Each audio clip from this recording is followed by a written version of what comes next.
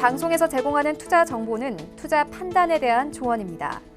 방송에서 제공하는 주식의 가치, 가격 상승 및 가격 하락에 대해서는 방송사에서 보장하지 않습니다. 안녕하세요. 여러분들의 주식 계좌를 빵빵하게 불려드릴 주유소 1, 2부 진행의 도하나입니다. 이번 주부터 본격적인 폭염이 시작된다고 하죠. 지난주까지도 너무 더워서 힘들었는데 이번 주가 본격적인 시작이라니 벌써부터 힘이 빠지고 걱정이 되는 월요일이었는데요. 시장도 만만치 않습니다. 여러분들 오늘 코스피 지수 같은 경우는 외국인과 기관의 1조에 가까운 현재 순매도의 영향으로 1%대 하락한 채 마감을 했습니다. 이렇게 지지부진한 시장 그리고 더운 날씨 때문에 월요일이 더 힘들다 하시는 여러분들을 위해서 오늘 소중한 리브라더스 모시고 시장에 대한 이야기를 또 나눠볼 테니까 저희와 끝까지 함께해 주시면 감사하겠고요. 저희 주유소 같은 경우는 참여하면 할수록 재미있는 방송이라는 점 여러분들 모두 기억하시죠? 노란톡과 유튜브 채널 활짝 열어두고 기다리고 있으니까 언제든지 24시간 열어둘 테니까 많은 참여 부탁드리도록 하겠습니다. 자, 폭염도 물러나라 오늘 리브라더스가 주유소에 출격했습니다. 함께 인사 나눠보도록 하죠. 이정수 전문가님과 이주연 전문가님 모셨습니다. 위원님들 어서 오세요. 안녕하세요. 네, 월요일을 화창하게 맞아주시는 두 위원님 모시고 이야기를 좀 해볼 텐데 이번 주부터가 폭염이 본격적으로 시작한다고 합니다. 두 분 건강 관리는 좀 잘하고 계세요? 잘하고 계시나요? 뭐 에어컨 아래 항상 있으니까 네. 괜찮은 것 같습니다. 아 근데 또 이렇게 덥다고 무조건 냉방을 많이 또 쐬다 보면 또 병이 걸리기 쉽잖아요. 냉방병이요? 네, 맞아요. 제가 너무 풀어서 이야기했나요? 이렇게 왜냐면 저기 스튜디오는 굉장히 춥고 좋은데 이렇게 네. 쾌적한데 전문가님들 운동 안 하시면 이런 폭염에 딱 병 걸리기 좋거든요. 지금 급하게 해도 소용이 없습니다. 이정수 전문가님은 제가 알기로는 자전거 열심히 타시는 걸로 알고 있는데. 아, 그렇죠. 이게 여름에도 본의 아니게- 타세요? 네, 타죠. 타긴 타는데 네. 확실히 아침에 올 때마다 숨이 턱 막히는 게 좀 달라졌어요. 아, 마스크도 쓰시잖아요, 거기다가 또. 그렇죠. 마스크 쓰는데 이제 습한 공기가 점점 아. 올라오는 것 같아서 맞아요. 어쨌든 온도 차이가 좀 확실히 좀 나는 것 같아요. 그러니까 그러니까요. 에어컨하고 아닌 거. 맞아요. 우리 이주연 전문가님들도 이제 방송에 나오시려면 멋스럽게 스타일링도 하셔야 되는데 저는 그래요. 너무 덥고 습한 날에는 머리부터 끈적끈적하고 가라앉아서 스타일링도 잘 안 나오더라고요. 그래서 이번 주 내내 폭염이 좀 시작된다는데 우리 전문가님들 아프면 방송 목 빠져라 기다리는 시청자분들이 힘들어하실 테니까 건강관리 좀 잘해주시기 바랍니다. 네, 감사합니다. 그래요, 좀. 네. 아니 그렇게 드라이하게 이야기하시다니 우리 시청자분들은 목 빠져라 기다리고 계실 텐데. 아무튼 알겠습니다. 우리 리 브라더스와 함께 오늘 시장 이야기를 좀 나눠볼 텐데 우리 전문가님들은 월요일 오실 때마다 늘 시장에 대한 톡톡 튀는 아이디어로 준비를 해주시는 것으로 알고 있습니다. 자, 과연 오늘 뇌구조는 어떤 키워드로 채워오셨을지 함께 만나보시죠. 네, 지금 옆에 나오고 있습니다. 역시나 날이 더워서일까요? 폭염 수혜주라고 키워드를 꼽아주셨고 폴더블 언팩 행사 그리고 친환경 에너지 K-배터리까지 정리를 해주셨습니다. 오늘 시장에 대해서 두 분이 어떻게 좀 보셨는지 궁금해요. 지난주랑은 또 다르게 월요일 시장 딱 땡 하고서 시작을 해보니까 시장이 좀 약세를 띄어서 어휴 이번 주부터 왜 그러지? 라고 생각하시는 분들도 계셨을 것 같은데 강세 일단 아니에요? 그런가요? 뭐라고? 강세였던 것 같은데. 아 강세였나요? 아니 개인적으로 체감하시는 분들은 어휴 왜 이렇게 내 종목은 줄줄 자꾸 근데 저희 새는 거야. 지난주 월요일 날에 이주연 네네. 전문가님하고 아마 에어컨 얘기를 좀 많이 했던 맞아요, 걸로 아는데 맞아요. 여름 수혜주 아마 공략했다면 오늘 굉장히 체감이 좋았을지 않을까 싶은데. 아 근데 그때 또 의심이 많으신 분들이 의심을 그러니까 왜 하냐. 아 폭염 다 시작됐고 뉴스 다 나왔는데 지금 들어가면 늦은 거 아니야? 뭐 이렇게 생각하시는 분들은 여름이 이제 시작이라. 아 그런가요? 아니 원래 왜냐면 우리나라가 몇 월까지 덥죠? 한 10월까지 덥지 않나요? 아 그래요? 10월까지 더운가요? 늦더위가 오면은 10월 초까지 덥고 저 더위를 많이 타가지고 뭐 죽을 정도로 더운 건 한 8월, 그렇죠, 8월. 8월, 9월. 아 여기서 짚고 넘어갈까요? 8월에 제 생일이 있습니다, 전문가님들. 갑자기? 네. 아, 이제 덥다고 하니까 더운 얘기만 하면 기분이 안 좋고 아, 좀 네. 기억 좀 해주시라고. 알겠습니다. 알겠습니다. 네네. 광복절은 아니시죠? 아유 아닙니다, 아닙니다. 저희 장 쉴 때 아니어가지고 걱정하지 마세요, 전문가님. 늘 방송할 때 마주칠 때 8월에 오니까 기억해 주실 거죠? 네, 알겠습니다. 네네, 기억하겠습니다. 알겠습니다. 아니, 8월에 또 이제 무더위가 또 본격적으로 안 그래도 시작된다고 하니 지난주에 폭염 수혜주를 이야기를 듣고 공략을 하셨던 분들은 재미를 보셨을 텐데 아닌 분들은 오늘 시장이 좀 줄줄 샌다고 느끼셨을 수도 있을 것 같아요. 폭염수혜주 그렇게 강조를 좀 큰 소리로 말씀해 주시지 그랬어요, 두 분 다. 저는 뭐 저기 이정수 전문가님께서는 이제 강조를 많이 해주셨는데 네. 저는 좀 의심했어요. 저도 사실은 봐요, 여기 의심을 의심했잖아요. 하지 말래. 저는 금요일 날 개인적으로 네. 이쪽 섹터가 가는구나 하고 이제 매매는 했는데 네. 오늘 혼자 하셨단 말이에요? 네, 오늘 정도는 조금 쉴 것 같아서 네. 의심을 하고 있었는데 가더라고요. 그러니까요. 아니, 저랑 이주연 전문가님은 의심이 많았던 거고, 이정수 전문가님은 지금 배신감을 좀 느끼고 계실 텐데. 지금 느꼈어요. 왜냐하면 네. 아니 여름이 7월 시작이고 8월이 정말 덥거든요. 네. 그리고 제가 물론 여기서도 얘기했던 것 같은데 막 미국이 56도, 막 54도 막 이렇게 막 늘어나서 아마 그것도 얘기했던 것 같아요. 캐나다에 막 사람 죽고 그쵸. 얘기하셨어요. 네. 기억나시죠? 시베리아 그 농부들 지금 막 그 뭐냐 다 지금 난리 났고 지금 다 농작물 다 죽어가지고 큰일 났다 뭐 이런 얘기까지도 여기서 했었었는데 네. 근데 그 위도상 우리나라 38도잖아요. 네. 그 라스베가스 거기 54도, 56도 찍는 데랑 그렇게 큰 차이가 나지를 않아요. 그래서 우리나라도 조만간에 40도 넘어가는 거 온다. 50도도 모르겠어요. 올 수도 있고 안 올 수도 있는데 이게 우리나라 역사상 가장 더울 때가 언제인지 아시나요, 아나운서님?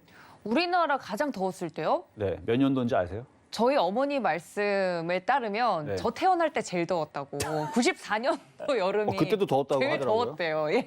아니 멀리 찾을 게 아니고 2018년도 굉장히 덥지 않았나요? 2000년대 안에서 알겠습니다. 2018년도에 2018년 홍천에서 41도로 가장 높은 온도를 올랐다라는데 사실 우리 뭐 서울도 그때 거의 40도까지 갔었습니다. 네. 근데 정말 더웠죠 2018년도에. 아, 그랬나요? 예, 기억이 어제 일도 생각이 잘 안 나서.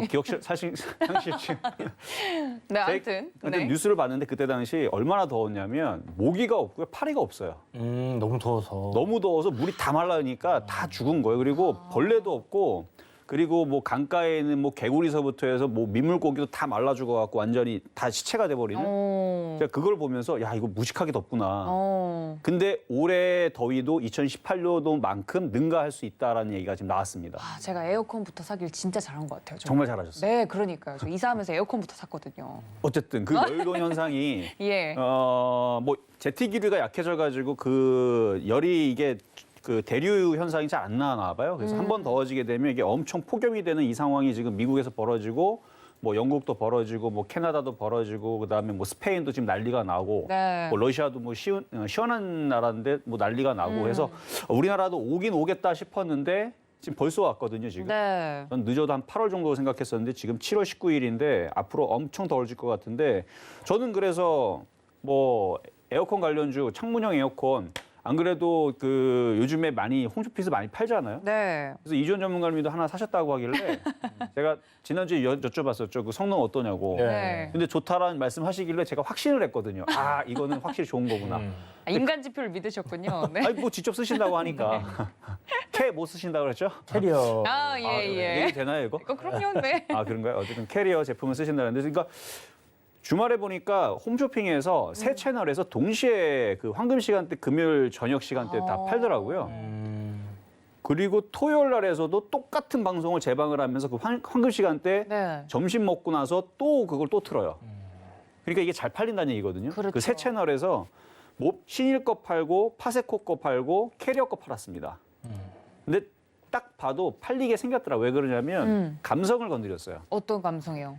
자녀들의 그 필요성. 아, 자녀들이 너무 더워서 공부를 못하면 안 된다. 그 공부인데 네. 이게 이제 7살, 뭐 8살 이때에서는 이제 같이 자면 되는데 이게 이제 중학생 되면 이제 같이 안 잘라다 그렇죠, 보니까 이제 그렇죠. 혼자 잘라는데 그 더운 데에서 그 낑낑거리면서 그 자는데 에어컨 그 달아준 거 얼마 되지도 않는 거고 50만 원, 60만 원이면 되는데 라는 얘기를 하면서 뭐 타공 비용 안 들어가죠. 무슨 뭐 배관 설치 안 하죠. 기다릴 필요 없죠. 실외기 설치 안 해도 되죠. 돈 안 들어간다. 그리고 이사 갈 때 그 뽑으면 된다. 뭐 이런 식으로 그 홈쇼핑 스토리텔링을 아주 기가 막히게 했군요. 네, 그렇게 하니까 야 저도 사고 싶더라고요. 근데 전 좀 참았습니다. 예, 잘하셨어요. 예. 어쨌든 간에 그래서 여름 수혜주 관련주들이 저는 좀 더 가지 않을까 싶어가지고 오늘 그래서 폭염 여름 수혜주 말씀을 드렸는데 네. 여러분 기사 보신 대로 맞습니다. 그러니까 지금 이제 40도가 갈 것 같아요. 그렇죠? 여러분 보더라도 이미 벌써 30도 넘어서는 흐름들은 이미 나왔고 이게 이제 기사 내용으로 보면 기상청에서 나온 겁니다. 북태평양 고기압 영향권에 들어갈 것이라도 밝혔다라고 얘기가 나왔거든요.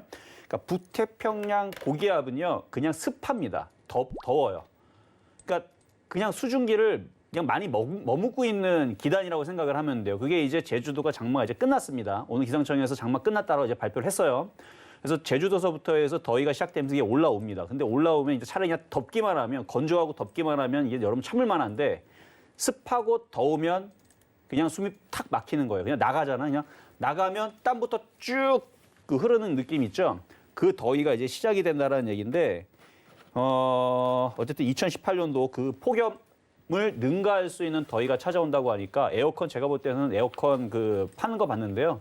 엄청 팔릴 것 같더라고요. 그래서 8월 달까지는 이 에어컨 수혜주들이라든지 뭐 냉매가스 관련주들이라든지 네. 아니면 그쪽 관련된 제품들에 대한 수혜주들이 계속 좀 더 이어지지 않을까 싶어서 오늘 네. 키워드를 한번 뽑아왔습니다. 네, 지난주에도 이야기를 해주실 때도 사실 저는 뉴스가 이미 다 나와서 폭염 올 걸 알아서 올라갈까라고 좀 의심했던 사람 중에 한 사람이었는데 우리 이동식 에어컨을 직접 구매하신 이주연 전문가님은 어떻게 보세요?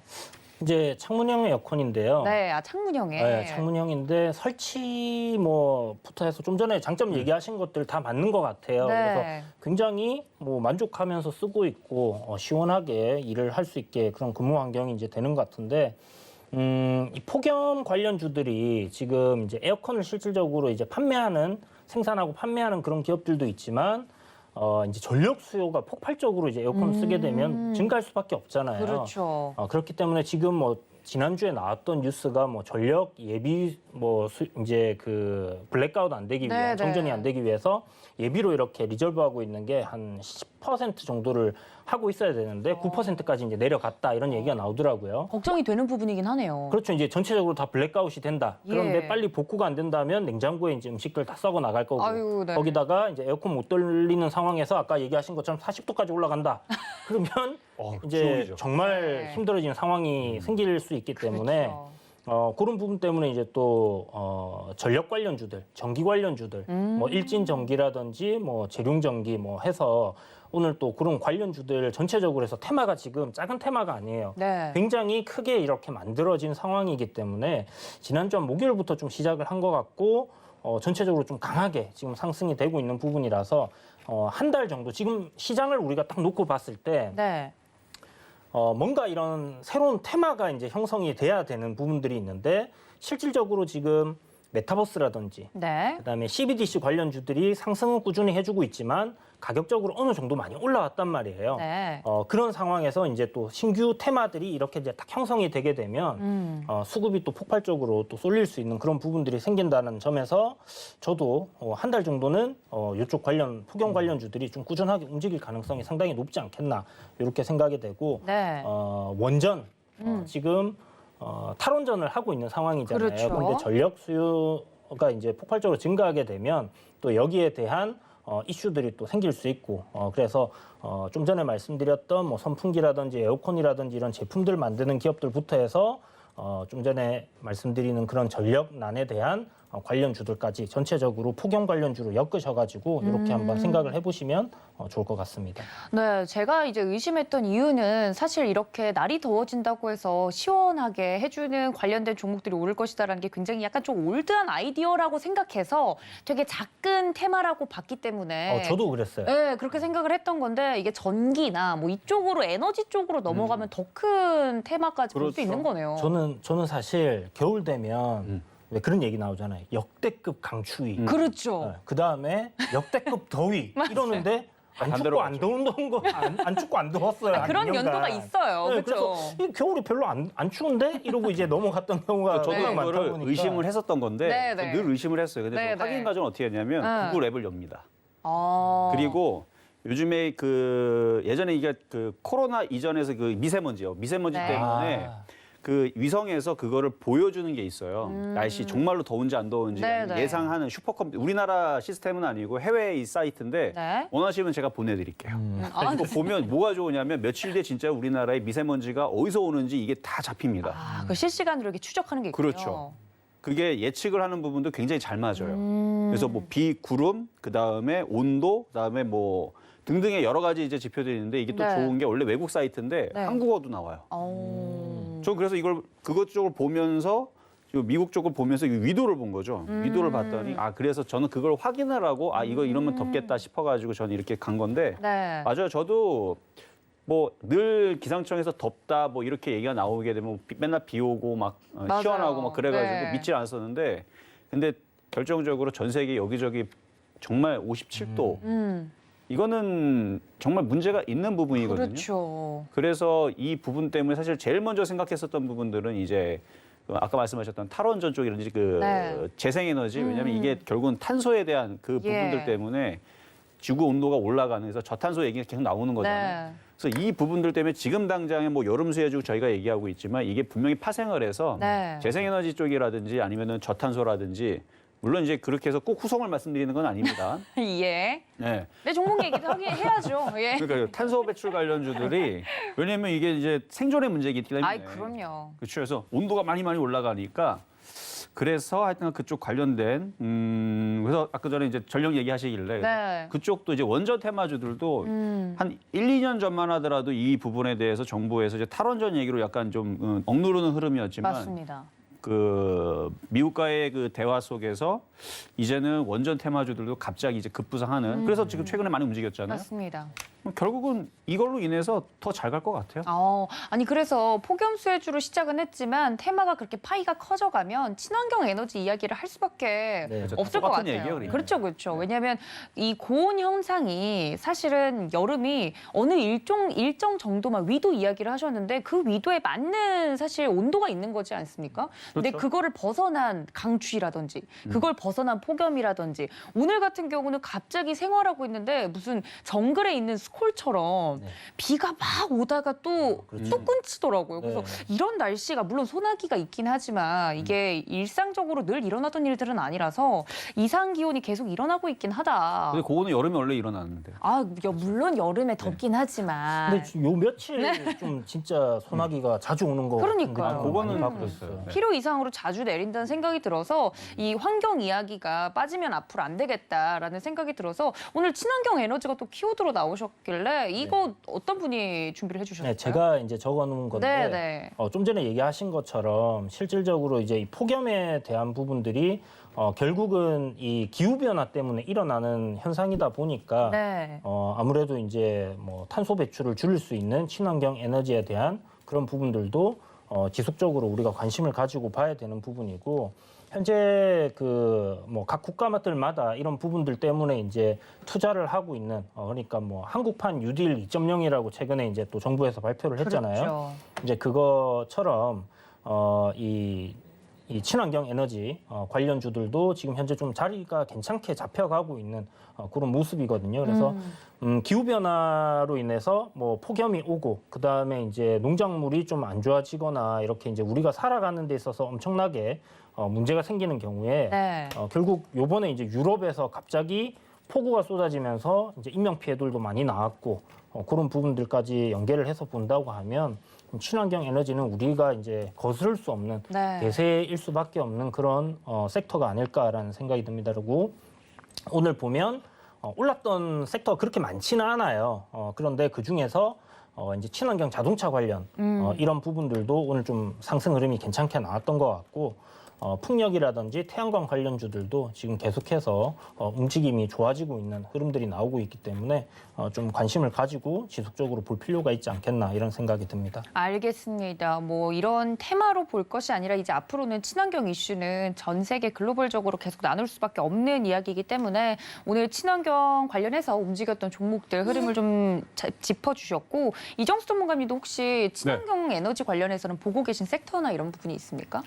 원자력이 아무래도 여름이다 보니까요. 여름 수혜주로 원자력 테마가 또 다시 살아날 가능성도 있을 것 같아요. 원자력 정말로. 테마, 예. 아까 이제 말씀 잘 해주셨는데 사실 우리나라 그 전기를 많이 쓰고 그 블랙아웃 되는 부분이 있잖아요. 사실 이 부분이 아마 EBS에서 아마 그 여기저기 얘기가 나왔던 것 같아요. 뭐였냐면은 사실 이 얘기만 하면 될지 모르겠는데 네. 뭐 여기저기 얘기 나오고 있는 거니까 사실 여러분들이 쓰고 있는 전기보다는 산업용으로 쓰고 있는 전기가 훨씬 더 많습니다. 그래서 여러분들이 써가지고 블랙아웃이 된다. 사실 그 부분은 아니래요. 그러니까 여러분들 전기 많이 쓰셔도 상관없습니다. 여러분들 때문에 블랙아웃 되는 거 아니에요.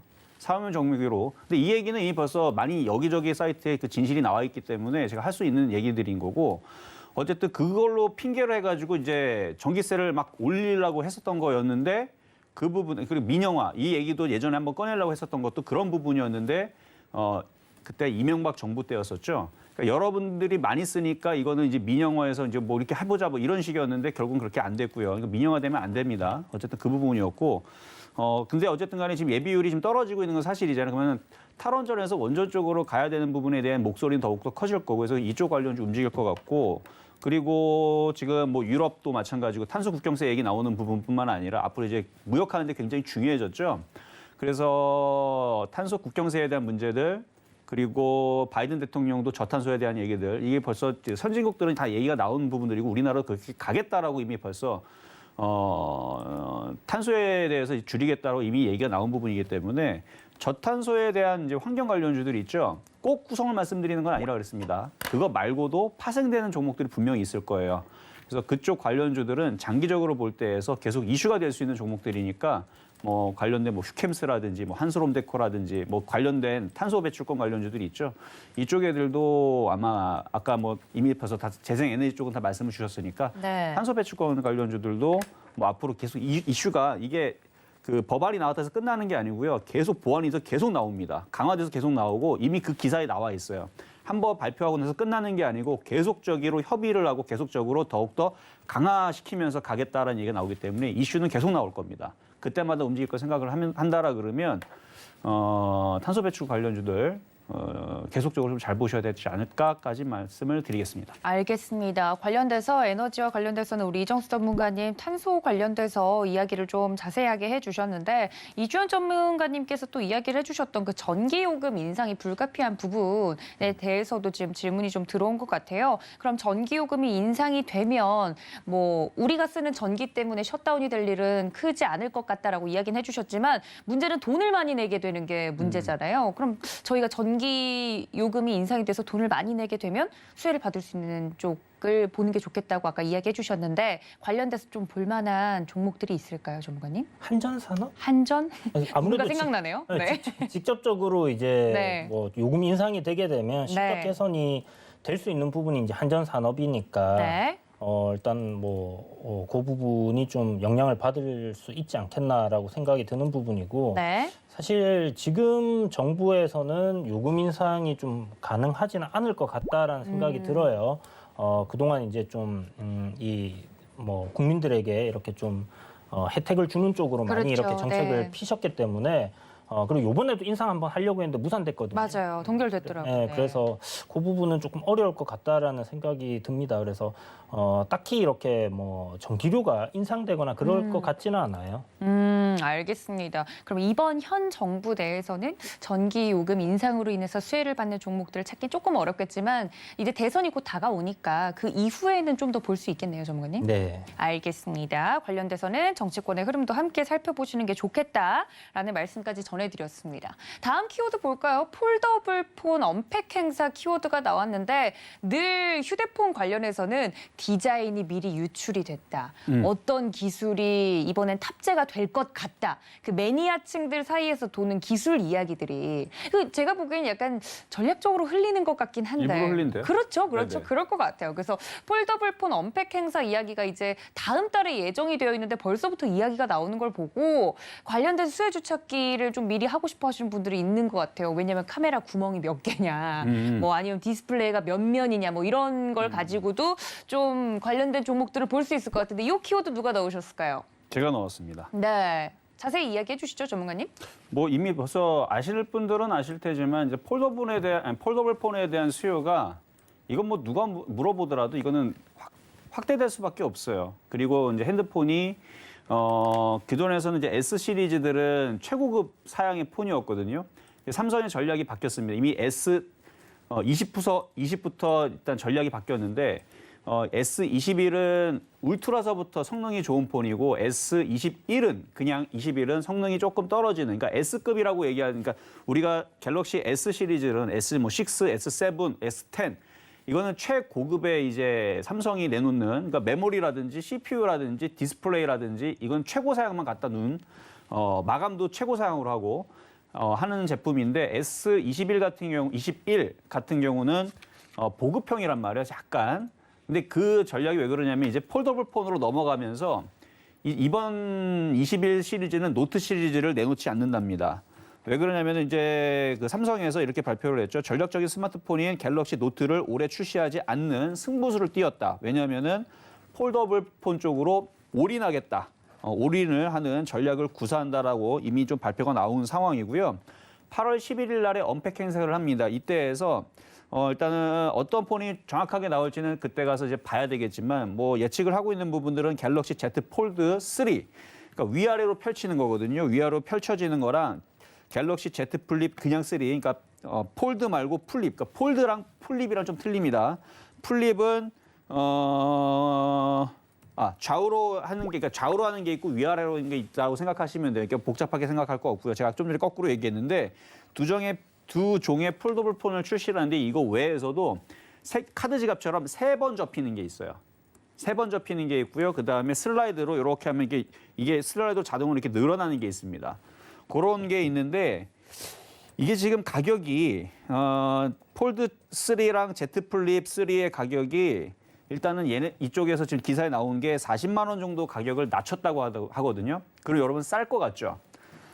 S20, 21은 제가 조사를 안 했습니다. S20 가격이요. 출고가가 124만 8천 원입니다.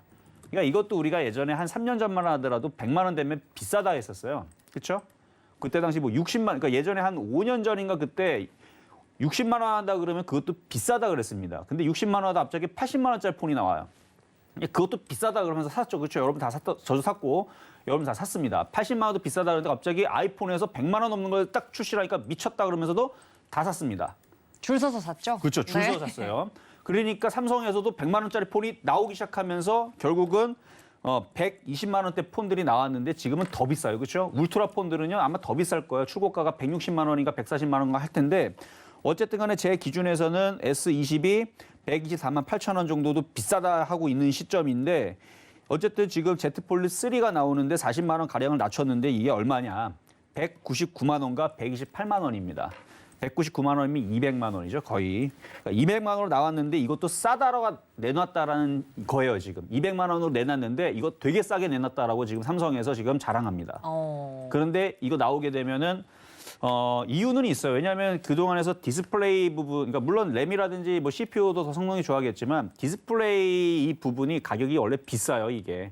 핸드폰에 구성하는 디스플레이 가격이 여러분 아마 깨먹으신 분들은 그거 보험 안 들면 얼마나 비싼지 아마 아실 거예요. 아마 50만 원, 뭐 70만 원 뭐 이렇게 나가거든요.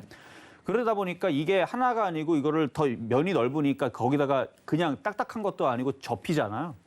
그러다 보니까 가격이 당연히 올라갈 수밖에 없는 거고 그래서 200만 원을 측정한 것 같은데 이거 나오면은 많이들 구입을 하실 것 같아요. 이미 벌써 유출된 이미지라든지 이런 거 보게 되면 어쨌든 이게 나오게 되면 그러면은 핸드폰을 한 대 팔았을 때에서 디스플레이 부분에서는 이윤이 많이 남는 거거든요. 우리가 얘기하는 이전 전문가님 뭐 자주 얘기하시는 뭐 음식 업종 같은 경우 뭐 스프레드 마진 이런 거, 뭐 화학주도 마찬가지고 뭔가 가격이 올라가게 되면 우리가 남겨 먹을 게 많습니다. 그렇죠? 그러니까 뭐 100만 원에서 남겨 먹는 것과 1000만 원짜리를 팔고 나서 남겨 먹는 건 당연히 이게 커지기 때문에 지금 가격이 비싸졌단 말이에요. 근데 그 이유들은 어느 정도 타당하게 붙이면 돼요. 디스플레이 요만했었는데 한 면이었는데 두 면이었다, 뭐 세 면이었다 늘어났다. 그럼 가격이 더블로 되지 않느냐? 동의할 수 있어요. 그렇죠? 그러니까 가격이 비싼 거고 기술력도 당연히 들어갔을 거고. 그래서 아마 그 부분에 대한 것들에 대한 이슈가 좀 조만간에 될 것 같은데 글로벌 업체인 시장조사 업체입니다. 카운터 포인트 리서치에 따르면 글로벌 폴더블폰 스마트폰 시장 규모는 작년에 560만 대였습니다. 근데 올해예요. 내년 아닙니다. 올해 1,720만 대인데 3배가 늘어나요. 어마어마한 숫자죠. 뭔가가 지금 3배가 늘어났는데 뭐 100만 대에서 지금 움직이는 게 아니고 1,720만 대인데 이건 저는 시작이라고 봅니다. 왜냐하면 인도 인구 생각해봐요. 14억 인구죠. 13억, 14억입니다. 중국 인구도 마찬가지. 물론 중국인들은 자기 나라 폰들을 많이 쓰겠죠. 그렇죠? 근데 그 안에서도 삼성폰 쓰는 사람이 있단 말이에요. 그것만 따져도 몇 천만 대는 팔릴 겁니다. 근데 인도라든지 아니면은 유럽이라든지 호주라든지 동남아라든지 러시아라든지 이런 데에서 파는 대수를 생각해 보면 지금 폴더블폰 쪽의 이제 기술력은 그래도 삼성이라는 이미지, 그리고 우리가 삼성을 쓰는 이유는 뭡니까? 예를 들어서 뭐 다른 나라에서 뭘 만들었어요. 근데 기술은 좋아요. 근데 우리가 그거 안 쓰는 이유가 뭡니까? 왠지 그래도 애플, 그다음에 삼성 이런 거 써야 우리가 소위 말해서 막 이런 뭔가 뽀대가 난다 뭐 이런 얘기를 하잖아요. 물론 이건 비속어긴 하지만 멋이 난다. 네. 뭐라고요? 멋이 난다. 그렇죠. 네. 멋이 난다. 그렇죠. 멋이 나니까 그래서 사는 게 있다면 브랜드 이미지, 그렇죠? 예, 나 삼성폰 폰 쓴다 뭐 이런 거 있잖아요, 그렇죠? 그러다 보니까 이게 명품이 뭐 그런 거 별거겠습니까? 그러니까 삼성 그 폴더블폰 쪽이라든지 핸드폰 쪽에서는 애플폰과 삼성 쪽이 명품이기 때문에 이게 전 세계적으로 이게 많이 팔릴 수밖에 없어요. 그리고 기술력도 이미 뛰어난 상황이고 이미 인정을 받았고 그러면은 내년에서는 이거는 폭발적으로 팔릴 수밖에 없습니다. 왜냐하면 제품을 정말로 잘 내놨기 때문에. 그러면은 지금 뭐 여기서 얘기하는 게 올해 1,720만 대를 얘기하지만 내년에서는 5천만 대에서 많이 팔면은 뭐 1억만 대는 제가 시간이 지나게 되면 분명히 팔리게 될 거고요. 네. 20만 원에 파는 게 아닙니다. 200만 원에 팔아요. 그리고 제품들은 점점점 업그레이드 될 거고. 그럼 폴더블 폰의 시대는 저는 온다라고 그래서 보고 있는 거거든요. 그래서 관련된 장비주들 이쪽도 성장성을 본다라 그러면 이윤이 무지막지하게 많이 남는 시장이기 때문에 아마 내년 이후가 되게 되면 지금 시장에서 예측하는 컨센서스들을 다 뒤집어 엎을 만큼 굉장히 큰 좀 그런 시장이 되지 않을까. 왜냐하면은 이게 비싸도 사람들 주머니에서 어쨌든 간에 한 달이 됐든 두 달이 됐든 월급을 다 털어서 산단 말이에요. 저는 그걸 받고 그리고 저도 그럴 계획이 있고 여러분들도 마찬가지일 거고 그리고 전 세계 사람들도 그럴 것 같아서 그래서 말씀을 드리는 겁니다. 과거에서는 뭐 컴퓨터 사거나 노트북 사거나 뭐 이랬지만 지금은 핸드폰을 그렇게 해서 사죠. 왜냐면은 이걸로 다 여러분들 이걸로 뭐예요? 은행 업무 보죠, 인터넷 사이트 하죠, 게임하죠, 뭐 학습하죠, 공부하죠, 유튜브 다 보죠. 이걸로 다 하잖아요. 그렇죠? 그러니까 이제는 예전에서 뭐 2, 3년 전에 핸드폰과 지금의 그거는 많이 틀려졌기 때문에 비싼 금액을 주고도 저는 여러분들이 구입하지 않을까라는 부분에서 폴더블폰 이번에 언팩 행사 이후에서 하반기에 뭐 오포폰, 샤오미, 애플 다 나온답니다. 그래서 하반기에 각축전이 벌어지고 나서 내년에서는 어마어마한 큰 시장이 되지 않을까라는 부분에 미리 여러분들한테 좀 강하게 한번 말씀을 좀 드려봤습니다. 네, 폴더블폰 참 사람들이 익숙해진다는 게 제일 무서운 것 같아요. 100만 원 비싸다고 혀를 내둘렀던 게 어제 같은데 그쵸. 이젠 200만 원 바라보면서도 그래도 좀 아끼면 살 수 있지 않을까라는 그쵸. 생각을 한다는 게 폴더블폰의 시장 확장성에 대해서 좀 가늠해 볼 수 있는 부분이 아닌가라고 이정수 전문가님께서 자세하게 이야기를 좀 해주셨습니다. 하반기가 좀 기대가 되네요. 자, 다음 키워드가 또 K 배터리인데 이 부분에 대해서는 어떤 분이 적어주셨을까요? 이게 제작진 내구조가 K 저희는 안 배터리라고 써봤어요. 하네요. 네. 혹시 배터리 관련돼서 이야기를 해주실 부분 계실까요? 배터리가 이제 아마 적어주신 이유가 최근에 한 3일 정도, 4일 정도 지금 2차 전지 관련주들이 굉장히 잘 가고 있는 네. 부분이고, 에코 프로그램이라든지 뭐 에코 프로, 네. 그다음에 뭐 첨보, 뭐 지금 굉장히 신고가를 갱신하면서 이제 계속 상승을 하고 있거든요. 네. 그리고 이제 뭐 대형주 중에는 삼성 SDI라든지 뭐 LG 화학 뭐 이렇게 SK 뭐 이노베이션 이렇게 있는데 삼성 SDI 같은 경우는 굉장히 주가가 네. 가파르게 상승을 맞습니다. 했어요. 그래서 이제 이 2차 전지 관련주들 역시 앞으로 우리가 이제 이 뭐 어떻게 보면 생존에 직결된 부분이다라고 생각해야 되는 게 기존에 이제 2차 전지 우리가 뭐 휴대폰에 들어간다든지 소형 배터리 이제 전자제품에 들어가는 거 외적으로 전체 지구상에서 이제 가장 탄소를 많이 배출하는 게 자동차거든요. 네. 그러면 이 자동차들이 결국은 친환경 자동차로 바뀌어야 되는 부분이고 그렇다면 배터리를 다 탈 수밖에 없어요.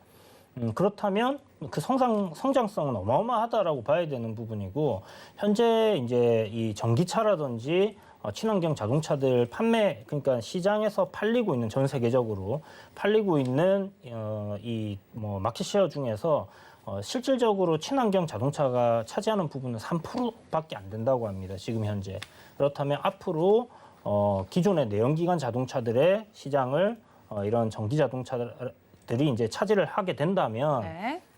폭발적으로 이제 성장을 할 수 있는 부분이고 앞으로도 굉장히 성장할 수 있는 그런 뭐 섹터임에는 분명하다라는 생각에서 그런 관점에서 좀 올라가고 있는 게 아닌가라고 생각해 볼 수 있을 것 같습니다. 네, 최근 이제 주도주가 특히나 부재한 시장에서 2차 전지가 다시 한번 주도주가 될 수 있을까 기대감을 가지고 계셨던 분들도 많으셨을 것 같은데 이 부분에서 좀 힌트를 얻어가셨으면 좋겠습니다. 최근 상승을 연속적으로 했던 2차 전지 관련돼서 우리 이주연 전문가님이 이야기를 해주셨고요. 자, 그렇다면 우리 시청자님들의 뇌구조로 넘어가 보도록 하겠습니다. 어떤 키워드가 올라왔는지 보면 오늘은 하나 정도 저희가 볼 수 있을 것 같습니다. 신규 상장주라고 적어주셨는데 관련돼서 이제 하반기에 IPO 시장에 이제 들어갈 대여들이 이야기들이 줄줄줄 나오고 있어요. 이 여름부터 시작해서 하반기를 좀 장식할 큰 기업들이 상장을 좀 앞두고 있는데 하나씩 보면 뭐 카카오뱅크, 크래프톤, 카카오페이, 뭐 롯데렌탈 이외에도 정말 다양한 기업들이 IPO 공개를 좀 앞두고 있습니다. 관련돼서 뭐 신규 상장주에 접근하는 것도 그렇고, 그러니까 접근하는 게 지금 괜찮은지, 왜냐하면 한참 공모주 청약 열풍이 불었을 때는 들어가면 소위 말하는 뭐 따따블 정도는 기본적으로 갔었는데 또 이렇게 열기가 식었을 때 하반기에 들어가는 게 맞는 것인가에 대한 뭐 생각들도 있고, 그리고 공모가가 거품이 꼈다라는 기업들도 몇 가지 이야기가 나오고 있나 봐요. 그 거품을 좀 가려내는 방법이라든지 이 신규 상장주에 접근하는 이 타이밍에 대해서 위원님들 생각은 어떠세요? 사실 신규 상장주들이 공모가에 거품이 안 낀 적이 단 한 번도 없었던 것 같습니다. 그러니까 맥주 같은 거군요. 네. 이제 신규 상장주는 보통 기업이 상장을 할 때 물론 뭐 카카오뱅크라든지 카카오페이라든지 이런 이제 큰 기업들에서 상장하는 기업들 같은 경우는 이런 익스잇을 통해서 자금 확보를 하고 또 새로운 투자처에 투자를 할 수 있는 그런 부분들이 있지만 뭐 이렇게 좀 중소기업들 같은 경우들 여러분들이 한번 잘 보시면요. 네. 상장했을 때 그러니까 직전에 나왔던 실적이 거의 피크인 경우들이 많습니다. 실질적으로 뭐 여러분들이 이제 회사의 사장님이라고 한번 생각을 해보세요. 네. 그러면 내가 지분을 100% 다 들고 있는 기업이라고 하면 아니면 뭐 어디 투자를 받아서 뭐 한 70% 정도 가지고 있는 기업이고 장사가 너무 잘 돼요. 회사에 돈을 너무 잘 벌어요. 그런데 굳이 이 지분을 갖다가 일반 주주들에게 나눠주고 기관에 나눠주고 하면서 네.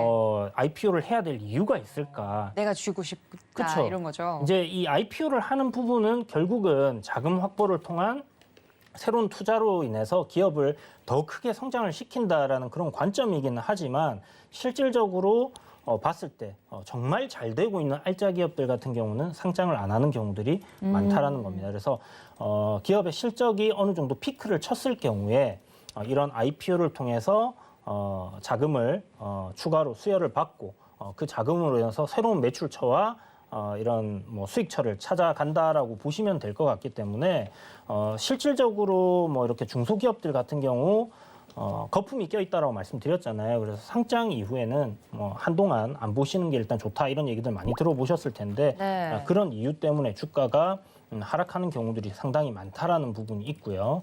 뭐 그런 관점으로 생각을 했을 때는 일단 상장 직후에는 가급적이면 안 보는 게 좋겠고 거품이 껴있다라고 생각이 되신다면 당연히 안 해야 되겠죠. 네. 그렇지만 실질적으로 이제 이 공모를 청약을 통해서 공모를 하는 부분은 네. 따따블은 아니더라도 따상 뭐 이런 거는 아니더라도 네.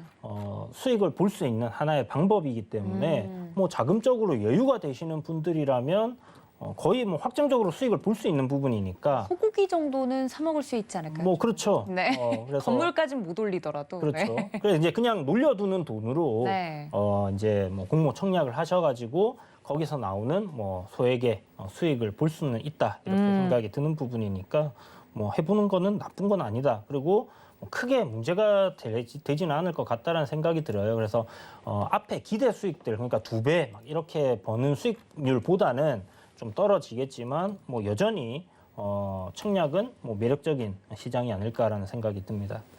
알겠습니다. 사실 뭐 이미 좀 현금 여유가 있는 분들은 굳이 이제 공모주 청약해서 뭐 소고기 정도 사 먹을 수 있는 수익 낼 수 있다고 하면 좀 소소하게 해보는 것도 나쁜 전략은 아니다라고 이야기를 해주셨는데 또 질문이 들어온 것 같아요. 이제 대여들을 좀 쭉 보고 후보군들을 보니까 카카오 관련된 종목들이 상장을 할 예정인 것 같은데 관련돼서 카카오한테는 뭐 흐름의 변화가 있을까요? 하고 물어보시더라고요. 제가 보기에는 시청자분 카카오 좀 떨어지면 사고 싶으셔서 여쭤보신 건지 어떤지 궁금한데 일단 뭐 지주사격이 이제 카카오는 타격이 좀 있을까? 움직임이 좀 있을까라는 질문인 것 같아요. 어떻게 보세요, 전문가님들? 카카오는 카카오 많이 올라와서 네.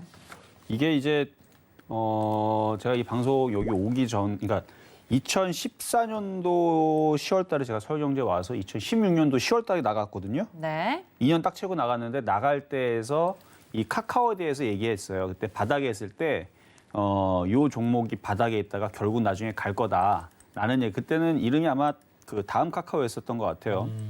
어쨌든 그러다가 그 타방송 가서도 그때 바닥에 했을 때 그 종목을 얘기를 했었는데 그때 거기서 카카오뱅크의 얘기가 그때 나왔습니다. 그러니까 이게 2016년도에 나왔던 얘기예요. 아, 요즘 나온 얘기가 아니군요. 네, 2016년도, 2017년도에 나왔던 얘기거든요. 2017년도에 카카오뱅크 얘기가 나오면서 이게 그러면서 움직인 거거든요. 그러니까 그때서부터 반영이 된 거니까 차트를 한번 볼게요. 카카오뱅크 상장한다고 그때서부터 얘기가 나오면서 이게 여기네요. 2017년도에 여기서부터 이게 계속 얘기가 있었던 얘기거든요. 그러니까 벌써 3년 지났는데 주가가 너무 많이 올라갔습니다. 만약에 제가 세력이라면 카카오뱅크 상장하고 카카오뱅크 상장되는 그 이슈를 가지고 개인 투자자한테 물량을 넘기지 않을까. 주가 많이 올라갔죠. 그리고 지금 수급 보면은 기가 외국인들이 팔아요. 기가 외국인들이 팔고 있죠. 근데 이게 재미있는 게 그러니까 주식을 뭘 잘 몰라서 하시는 분들도 있겠고 이제 처음 하시니까. 근데 그때 당시 2016년도 2017년도 그때 타방송이 있었을 때 그때 아나운서님들과 그다음에 전문가들이 있었는데요. 이거를 그 무슨 카드 같은 거를 이걸 사더라고요.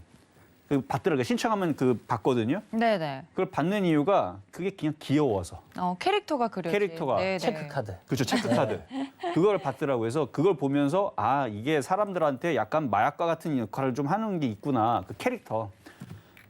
그 귀여워서. 그래서 지금 카카오뱅크랑 이거를 좋아하시는 분들은 대다수가 있잖아요.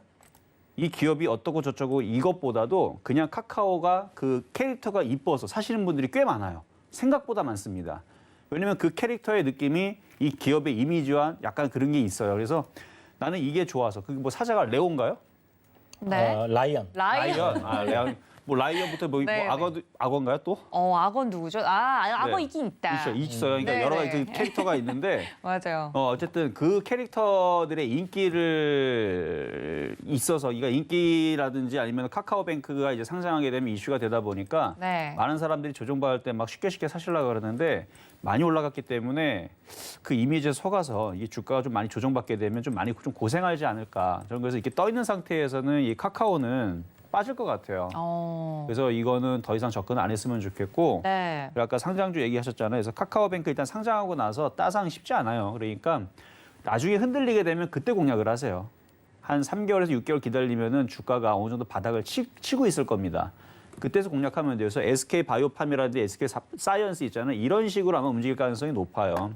물론 이거를 뭐 맞힐 수는 없습니다. 뭐 신이 아닌 이상은 SK 바이오사이언스 뭐 이런 식으로 움직일 거라고 누가 알겠습니까? 근데 이렇게 올라갔다가 실패하면 떨어졌다가 이렇게 올라가든가 아니면은 SK 바이오팜 같은 경우를 보게 되면 얘는 여기서부터 이렇게 아주 그냥 그쵸 고생을 시켜놓고 바닥에서 올라가죠. 그러니까 둘 중에 하나가 될 가능성이 높아요. 그냥 쭉쭉쭉 올라가기보다는. 그래서 만약에 상장이 되게 되면 일단 두고 보시는 게 좀 좋을 것 같고 그리고 나서 한 3개월이나 아니면 6개월 뒤에 조금 상황을 보고 접근하시면 왜냐면 회사는 좋거든요.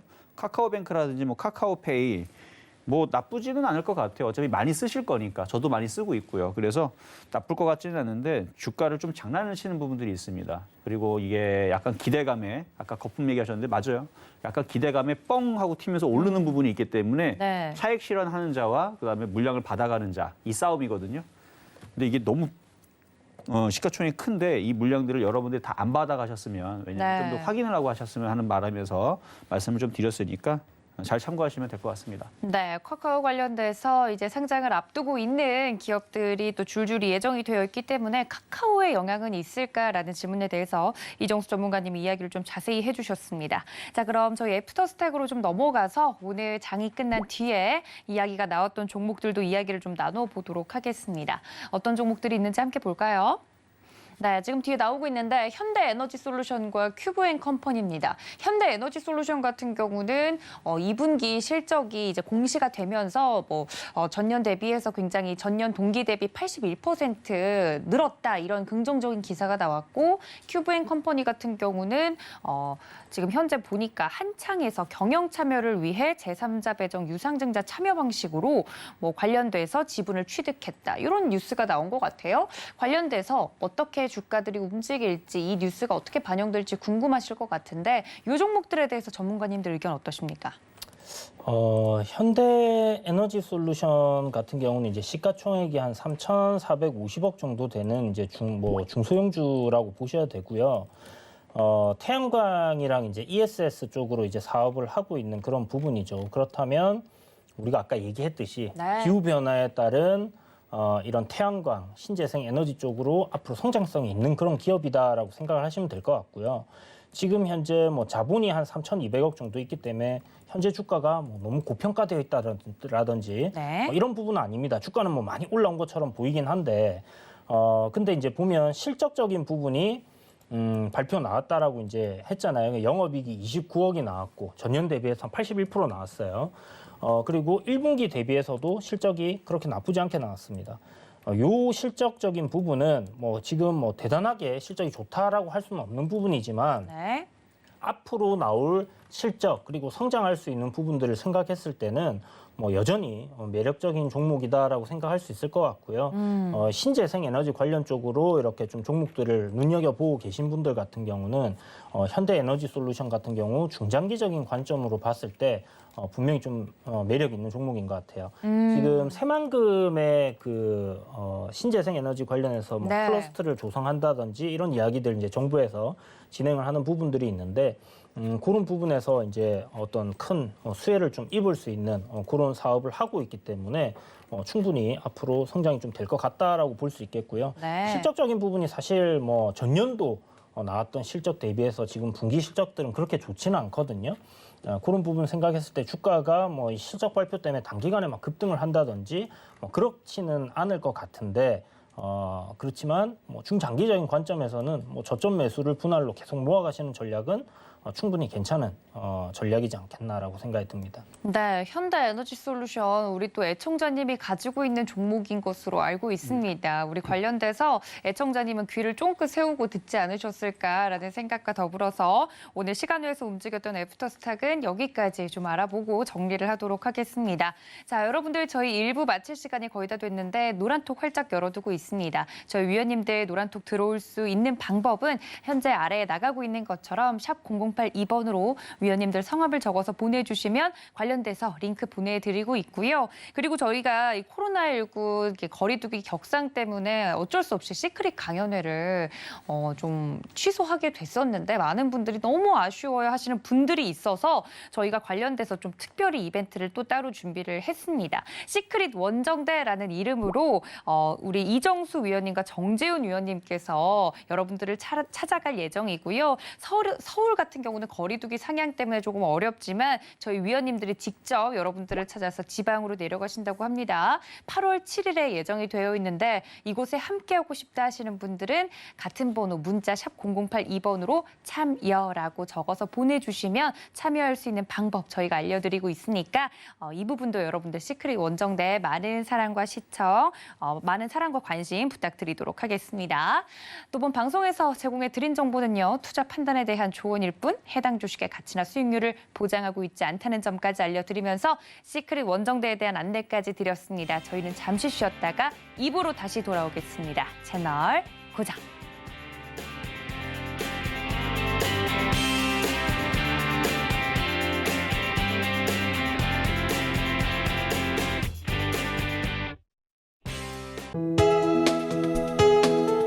본 방송에서 제공하는 투자 정보는 투자 판단에 대한 조언입니다.